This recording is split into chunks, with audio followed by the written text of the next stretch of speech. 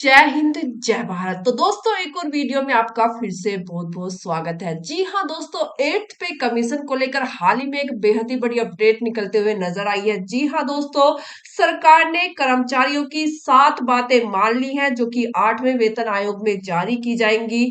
इसको लेकर कर्मचारी और पेंशनर्स के लिए काफी बड़ी खुशखबरी है। जी हाँ दोस्तों, जानेंगे वो क्या है बड़ी अपडेट। उससे पहले फ्रेंड्स, अगर चैनल पर फर्स्ट बार आए तो चैनल को सब्सक्राइब कर वीडियो को लाइक और शेयर जरूर कीजिएगा।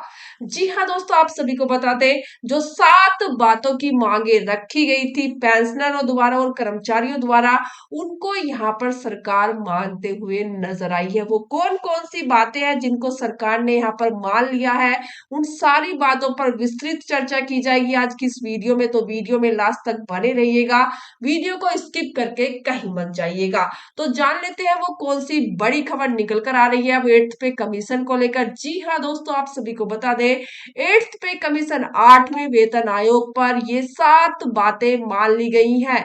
तो कर्मचारियों और पेंशनरों की हो जाएगी बल्ले बल्ले। जी हाँ दोस्तों, 8वें वेतन आयोग के टीओआर में सैलरी भत्ते, पेंशन, फिटमेंट फैक्टर और अन्य फायदे शामिल हैं। सरकार ने आयोग को 18 महीने का समय दिया है। रिपोर्ट तैयार होते ही कैबिनेट मंजूरी देगी और इसके बाद ही नई सैलरी और पेंशन लागू की जाएगी। जी हाँ दोस्तों, आप सभी को बता दें, 8th पे कमीशन न्यू अपडेट। केंद्रीय सरकार ने 8वें वेतन आयोग को लेकर हाल ही में टीओआर यानी टर्म्स ऑफ रेफरेंस जारी किए हैं और इसी टीओआर को लेकर कर्मचारी और पेंशनर्स की कुछ आपत्तियां सामने आई है। बीते 3 नवंबर को टीओआर जारी होने के बाद कर्मचारियों और पेंशनर्स का कहना है कि इसमें 8वें वेतन आयोग की सिफारिशें लागू किए जाने की तारीख मेंशन नहीं है, यानी उस तारीख का जिक्र ही नहीं है कि कब से ये 8वां वेतन आयोग लागू होगा। पिछले कुछ वेतन आयोग की सिफारिशें लागू होने की तारीख 1 जनवरी रही है। ये सिफारिशें हर 10 साल में लागू होती है। 7वें वेतन आयोग की अवधि 31 दिसंबर 2025 को खत्म हो रही है। इस हिसाब से 8वें वेतन आयोग की सिफारिशें 1 जनवरी 2026 से लागू होनी चाहिए। जबकि टीओआर में तारीख का जिक्र भी नहीं किया, तो इस पर संदेह यहाँ पर जताया गया है, जिसके चलते यहाँ पर संगठनों ने प्रधानमंत्री नरेंद्र मोदी को एक पत्र भी लिखा। टीओआर जारी होने के बाद कई कर्मचारी और पेंशनर संगठनों ने इसका रेवेन्यू किया और all India defence employees federation, confederation of central government employed and workers और भारत पेंशन समाज जैसे संगठनों ने प्रधानमंत्री नरेंद्र मोदी और वित्त मंत्री निर्मला सीतारमण को पत्र भी लिखा। इन पत्रों में संगठनों ने टीओआर में मौजूदा दिक्कतों पर आपत्ति जताई है और इनसे बदलाव किए जाने की मांग भी यहाँ पर की गई है। साथ ही साथ आप सभी को बता दें, इन सभी के साथ यहाँ पर इन 7 बिंदुओं पर बदलाव की यहाँ पर मांग की गई है। कई संगठनों ने टीओआर में शामिल कुछ बिंदुओं पर आपत्ति जताई है। ईटी की रिपोर्ट के अनुसार पिछले दिनों एनसीजेसीएम यानी national council of the joint consultative machinery ने कुछ सुधारों की मांग करते हुए पीएम मोदी को पत्र भेजा था। इसमें पुरानी पेंशन योजना को बहाल करने, मौजूदा सेवानिवृत्त कर्मचारियों के लिए पेंशन में संशोधन करने और पहले के वेतन आयोगों में शामिल प्रावधानों को शामिल करने की मांग की गई है। वहीं भारत पेंशन समाज ने भी अपने पत्र में 7 बिंदुओं पर बदलाव की यहाँ पर मांग की है। तो वो जान लेते हैं वो कौन सी 7 बिंदु है। पहलू जो बिंदु है वो है, संगठन चाहता है कि टीओआर में 8वें वेतन आयोग की सिफारिशें लागू होने की तारीख को स्पष्ट उल्लेख यानी ये लिखा जाए कि ये सिफारिशें 1 2026 से ये सिफारिशें लागू होंगी। साथ ही साथ दूसरा जो अपडेट है वो है, टीओआर में से अनफंडेड कोस्ट शब्द हटाए जाने की मांग की गई है। सुप्रीम कोर्ट पेंशन के संवैधानिक अधिकार घोषित कर चुका है, इसलिए पेंशन को सरकार पर बोझ न माना जाए, ऐसा संगठन चाहता है।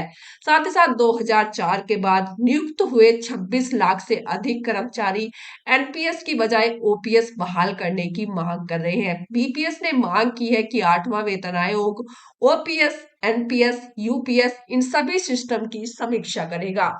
चौथी जो मांग है, संगठन पेंशन समानता और संशोधन ने स्पष्ट नियम चाहता है। सभी पेंशनरों के लिए तारीख को किनारे कर एक समान सिद्धांत लागू किया जाए ताकि नए पुराने पेंशनर्स का अंतर खत्म हो जाए। पांचवा, ग्रामीण डाक सेवकों और ऑटोनोमस यानी स्वायत्त निकायों को भी 8th सीपीसी में शामिल किया जाए। संगठन ने संवैधानिक निकायों का भी इसे दायरे में लाने की अपील की है। पॉइंट है, बढ़ती महंगाई को देखते हुए संगठन चाहता है कि कर्मचारियों को तत्काल 20% अंतरिम राहत के तौर पर दी जाए।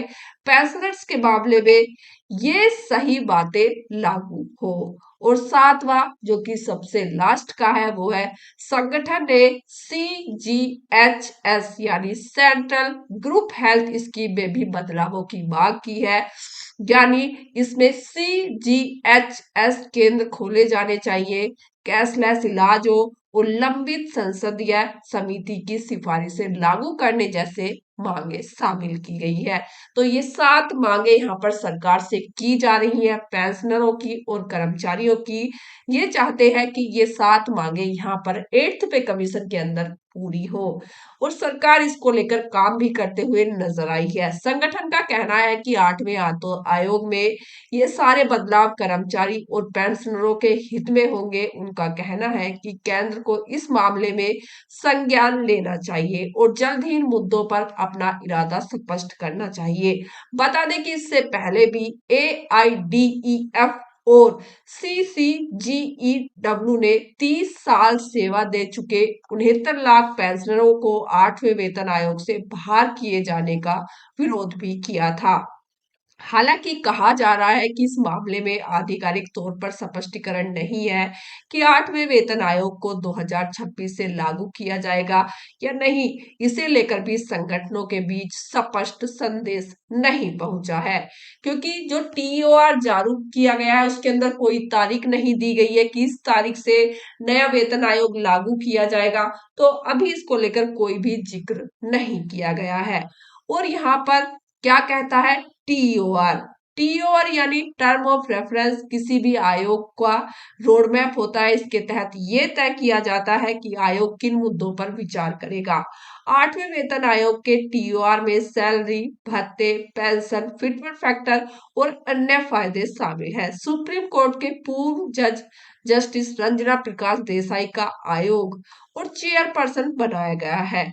उनके साथ ही प्रोफेसर पुलक घोष पाठ टाइम सदस्य और पंकज जैन सचिव के रूप में काम करेंगे। सरकार ने आयोग को 18 महीने का समय दिया है। रिपोर्ट तैयार होते ही कैबिनेट मंजूरी देगी और इसके बाद नई सैलरी और पेंशन लागू की जाएगी। यानी अभी 18 महीने का इंतजार तो आपको करना ही होगा। और ये अभी डिस्कशन नहीं किया गया है कि ये जो 8th पे कमीशन है ये 1 जनवरी 2026 से लागू किया जाएगा।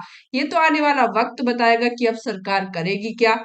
तो फटाफट से वीडियो को लाइक कीजिए, शेयर कीजिए, चैनल को कर लीजिएगा सब्सक्राइब। जय हिंद, जय भारत।